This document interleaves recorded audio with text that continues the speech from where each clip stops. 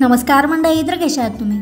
तर आपल्याला आज बिग बॉस मराठीच्या घरामध्ये या सीझनची प्रेस कॉन्फरन्स ही होताना दिसणार आहे आणि या प्रेस कॉन्फरन्सचे शूट हे काल म्हणजेच शुक्रवारी झाले आहे. परंतु भाऊचा धक्का हा असाही शनिवारीच शूट होतो.